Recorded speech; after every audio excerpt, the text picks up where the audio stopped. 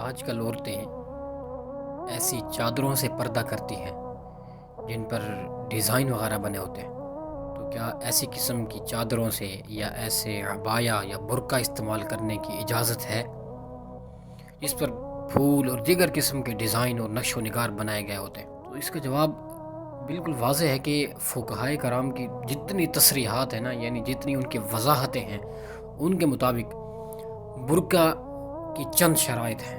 ان شرائط پر اگر پورا اترا جائے گا تب تو پردے کا مقصد حاصل ہوگا، ورنہ نہیں ہو سکتا۔ اب پہلی شرط کیا ہے؟ نمبر 1، برقع سادہ ہو، اس میں نقش و نگار اور زیب و زینت نہ ہو، نہ ہی ایسا رنگ ہو جو نظر کو کھینچنے کا سبب بنے اور مردوں کی توجہ کا مرکز بنے۔ دوسری شرط، برقع چست نہ ہو کہ اس سے جسم کی حیت اور جسم کا نشیب و فراز ظاہر ہوتا ہو، بلکہ وہ ڈھیلا ڈھالا ہو جس سے جسم نمایاں نہ ہوتا ہو۔ تیسری شرط، برقع باریک نہ ہو جس سے جسم یا جسمانی ساخت ظاہر ہو۔ چوتھی شرط، برقع اس قدر بڑا ہو کہ جس میں جسم اچھی طرح چھپ جائے۔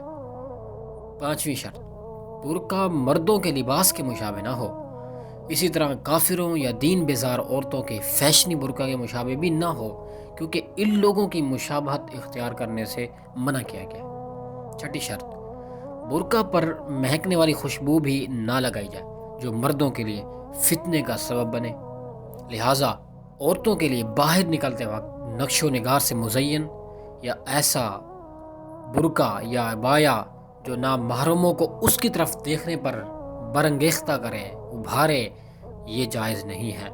برقع سادہ ہو، ڈھیلا ڈھالا ہونا چاہیے، جسم کی ساخت نظر نہیں آنی چاہیے، اعضاء کی ساخت نظر نہیں آنی چاہیے، نیز رنگ بھی اس کا ایسا ہو کہ دیکھنے والے کو مائل بھی نہ کرے۔ حدیث پاک میں حضور اکرم صلی اللہ علیہ وسلم نے جہنمیوں کی 2 قسمیں بتائیں، جس میں دوسری قسم یہ ہے کہ وہ عورتیں جو کپڑے پہننے کے باوجود بھی ننگی ہوں گی اور وہ مائل ہونے والی، وہ دوسروں کو اپنی طرف مائل کرنے والی ہوں گی، اور ان کے سر بختی اونٹوں کی کوہان جیسے اونچے ہوں گے، نہ تو وہ جنت میں داخل ہوں گی نہ ہی اس کی ہوا کو پائیں گی۔